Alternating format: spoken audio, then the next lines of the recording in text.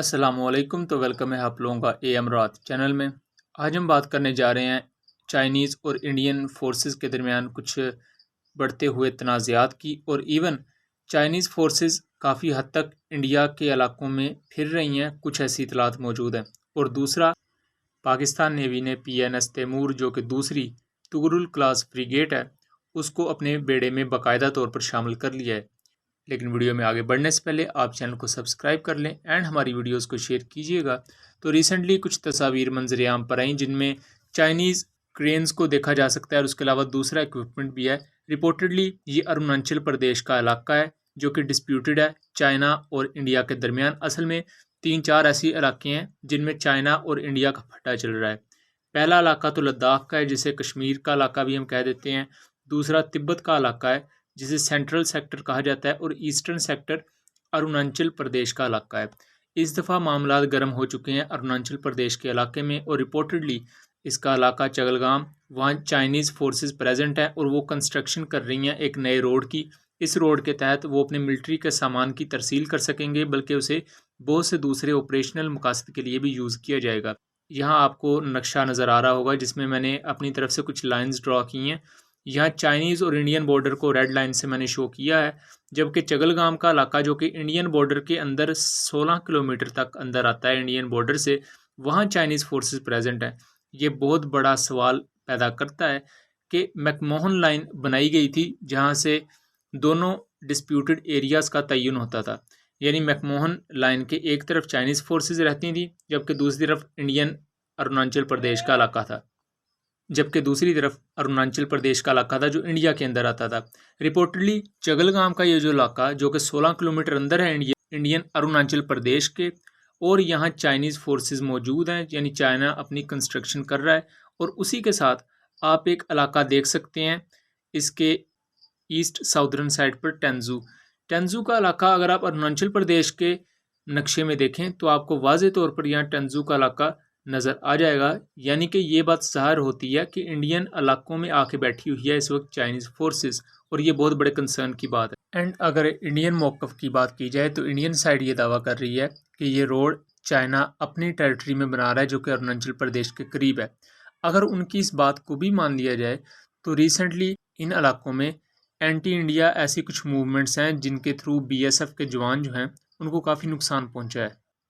Indian forces को कुछ अरसे में काफ़ी नुकसान पहुंचने की वजह से इंडियन आर्मी को इन इलाकों में भी एक्टिव रहना पड़ता है। और इस दौरान चाइना अगर अपने ही बेशक इलाके में एक डिस्प्यूटेड टेरिटरी है चूँकि, तो अगर अपने ही इलाके में वो इस तरह की डिप्लॉयमेंट से रिलेटेड चीज़ें कर रहा है, आर्मी के लिए रोड बिल्ड कर रहा है, तो ये इंडिया के लिए ख़तरे की बात है। सेम इससे पहले एक BJP के लीडर ने भी ये सवालात उठाए थे कि लद्दाख में भी कुछ इलाकों में चाइनीज़ फोर्सेस काफ़ी आगे तक आ चुकी हैं और उस पर नरेंद्र मोदी की गवर्नमेंट कोई एक्शन नहीं ले पा रही। उसके अलावा अगर इस नई सैटेलाइट इमेज को देखा जाए तो हादीगरा, जो कि चगलगाम का एक इलाका है, अंजवा डिस्ट्रिक्ट है अरुणाचल प्रदेश का, उसमें ये चाइनीज़ आर्मी से एक ताल्लुक़ रखने वाला रोड है जो कि बॉर्डर के दोनों आर पार जाता है। इससे चाइनीज़ साइड पर देखा जाए तो वहाँ एक हेलीकॉप्टर बेस भी मौजूद है। उसके अलावा हादीगढ़ा लेक भी यहाँ मौजूद है। यहाँ चाइना अपने फोर्सेस के लिए ब्रिज बना रहा है, और ये बहुत बड़ी कंसर्न की बात है दुनिया की तीसरी बड़ी और ताकतवर फौज के लिए, जो कि अपनी ताकत के कसीदे पढ़ती रहती है। दूसरी अपडेट की बात करें तो कल के दिन यानी कि 26 अगस्त को पाकिस्तान ने बाकायदा तौर पर दूसरी तुगरुल क्लास फ्रीगेट, जिसे PNS तैमूर का नाम दिया गया है, इसे अपनी फ्लीट में शामिल कर लिया है। पाकिस्तान बुनियादी तौर पर 4 ऐसी फ्रीगेट्स लेने जा रहा है, लेकिन इस PNS तैमूर के बारे में पहले भी अपडेट दे चुका हूँ कि इसने चाइनीज़ फोर्सेस के साथ मशकें भी की थी ईस्ट चाइना सी में, और तब ज़ाहिरी बात है मशकों में पाकिस्तानी ऑफिशियल्स ही मौजूद थे, ना कि चाइनीज़ ऑफिशियल। लेकिन मैं यहाँ वाजे करता चलूँ कि जुलाई के महीने में पाकिस्तान को ये फ्रीगेट हैंड ओवर कर दी गई थी, और ये चाइना में मौजूद थी। पाकिस्तानी ऑफिशियल्स वहाँ गए थे और चाइना के साथ मशकें कंडक्ट की थी। उन मशकों के बाद PNS तैमूर निकलती है चाइना से और उसका रूट होता है पाकिस्तान की तरफ, लेकिन उसने बहरुल काहिल से गुजरते हुए, इंडियन ओशन से गुजरते हुए पाकिस्तान पहुंचना होता है। तो 27 जुलाई को ये पहुंचती है कोलंबिया में। एक दिन के स्टे के बाद ये अपने रूट पर चल निकलती है, और इसी तरह 12 अगस्त को ये श्रीलंका पोर्ट पर क़याम पजीर होती है।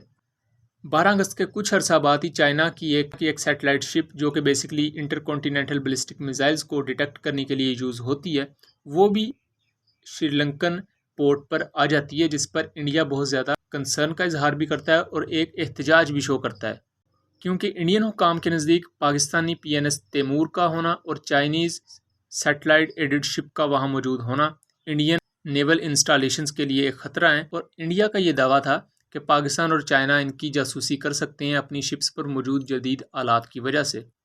और फिर 12 अगस्त के बाद एक ख़ास वक्त तक वहाँ स्टे किया जाता है PNS तैमूर के क्रू की जानब से, और अब 26 अगस्त को ये पाकिस्तान पहुँच चुकी है और इसे बाकायदा इंडक्ट कर लिया गया है पाकिस्तान नेवी में। इसका जो मेन वेपन है CM-302 सुपरसोनिक मिसाइल है, जो कि ब्रह्मोस का जवाब कहा जा सकता है। PNS Tughril class frigates Pakistan navy के लिए वो दरवाज़ा खोल रही हैं जिससे आगे हम सुपरसोनिक और हाइपरसोनिक मिसाइल्स को भी अपनी नेवी में सब्सिक्वेंटली ऐड कर रहे हैं। Tughril class frigates CM-302 supersonic missiles को यूज़ करती हैं, जिनकी स्पीड 3.5 से 4 मैक के दरमियान आती है। CM-302 मॉडर्न एवियोनिक्स से लेस और एक मॉडर्न पावरफुल सीकर से इक्विप ऐसा मिसाइल है जो कि हैवी टनज की शिप को भी अपने एक ही वार में तबाह कर सकता है, पूरी तरह डुबा सकता है। दूसरा, PNS तैमूर में इसका एयर डिफेंस सिस्टम काफ़ी स्ट्रॉन्ग है और आने वाले वक्त में इससे भी ज़्यादा रेंज वाले surface to air missiles Pakistan navy अपनी फ्लीट में शामिल करेगी। ना सिर्फ ये बल्कि PNS तुगरुल और तुगरुल क्लास फ्रिगेट की दूसरी शिप्स पर भी आपने बहुत सी इक्विपमेंट ऐसे लगे देखे होंगे जो हमारी पुरानी शिप्स पर नहीं है। तो वो बेसिकली इलेक्ट्रॉनिक वॉरफेयर से रिलेटेड पहले से बेहतर सोनार बूस्टर्स वगैरह को यूज़ किया गया है, जो कि इसकी इलेक्ट्रॉनिक वॉरफेयर की डोमेन में कारकर्दगी को बढ़ा देते हैं। उम्मीद करता हूँ चीज़ें क्लियर रही होंगी। मिलेंगे अगली वीडियो में, तब तक के लिए अल्लाह हाफिज़।